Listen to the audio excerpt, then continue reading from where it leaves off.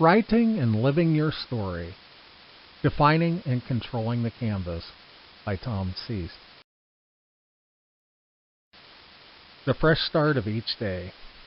Each day when you wake up, you are starting your day almost like the artist's blank canvas. You have an idea of what the day's story will look like. You've run various scenarios and tried to plan and anticipate the day. You've established timelines, jotted down notes, made task lists, and gathered your energy and resources and rested in anticipation of the day. The outside limiters. While you can anticipate some of them, it is impossible to anticipate all the many forces that can or will interfere with your plans for your day. We live in a day and age where it is acceptable and encouraged to have various people, agencies, and companies control your behavior, your actions, your thoughts, and your desires for your day. While it may not be possible to eliminate, ignore, or avoid them, you can anticipate and try to react in a way that still allows you to live and write your day. The senses of the day. As your day begins to unfold, the senses of the day start to unfold. Before you start to react to what you see, what you hear, what you feel, and what you smell, your day may begin with pain that you feel from the long stationary night, trying to relax and rest. The sounds and smells of bacon and egg frying in the pan. The sights of the turkey and deer grazing in the field across the driveway. Or the sounds of roosters waking up the brood for another day of chasing ticks and bugs that, when magnified, can create their own horror stories. The vision changes. As the day progresses, the strategic plans you made for the day start to alter as you react tactically to the opportunities and challenges that present themselves. You had a plan, some basic needs and desires, and their realization may be falling apart due to the circumstances of the day.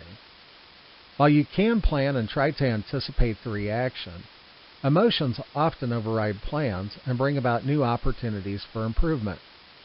Your day moves along, writing itself, telling a story of what has happened and what should have happened. The landscape and scope change. Now, the geographic and virtual landscape begins to change as the outside influences have had an effect on your day. Instead of behaving like the squirrel that attempts to find and store nuts for the day if they will be needed, the squirrel often has to spend the day just running from hiding place to hiding place, from tree to tree, to fight the battle the following day. But the landscape changes as the running in every direction continues throughout the day. New beauty. If you take the time, as you're running for your life writing the story, to look around you, you can see so many beautiful things that you would not have seen had you lived your dream day.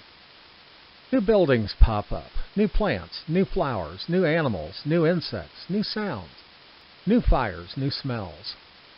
You can choose to ignore it all in a desperate sense of entitlement and obligation and grow stressed and frustrated, or you can embrace the waves of change and stuff them wherever they go.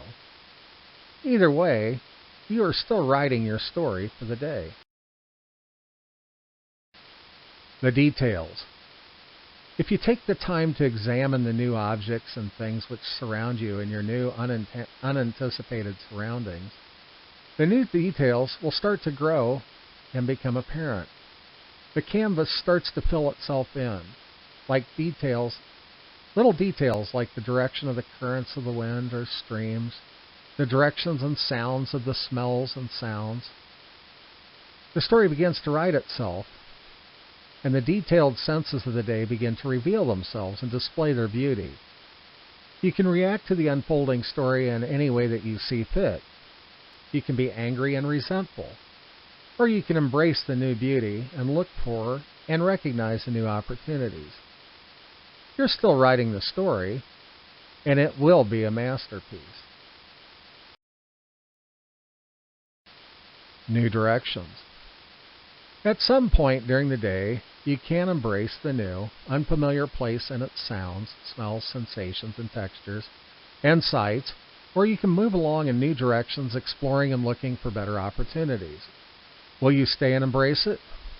Will you tiptoe through the tulips?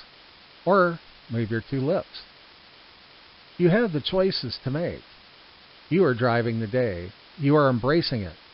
The story is unfolding before you. The chapters are unfolding by the hour. Day is becoming night. The clock is ticking. And the mouse is clicking. Alone or in the crowd? Are you alone in your story or in a small group? Are you in a crowd? Are you with friends? With business acquaintances? Are you getting along? How is your mood? How are your aches and pains? Are you growing? Are you glowing? Are you learning? Are you turning? What questions do you have? What new opportunities have presented themselves? Is the canvas getting crowded? Signing off. When your day is done, you've written the story, and you're looking back, exhausted, enjoying what you've seen. Remembering the sights, the smells, the feel, the love, the joy, the emotions, and often the pain. But you've written the story. The canvas is done. You've signed it. You can't change it now. You can try to rewrite and relive the story some other day, but it won't ever be the same. But it is a beautiful piece of art. Nothing like that you had anticipated, but something you accomplished, enjoyed, lived, survived, and completed. The story of the day is ending, and the much anticipated rest is coming. Are you preparing for your new story tomorrow?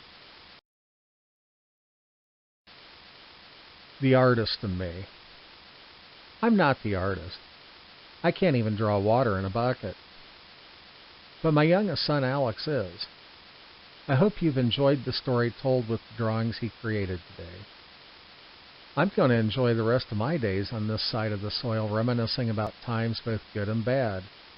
And when I ascend to my home beyond the sky and they plant my remains below the earth, I will have done my best. Feel free to follow my ramblings at the links listed below.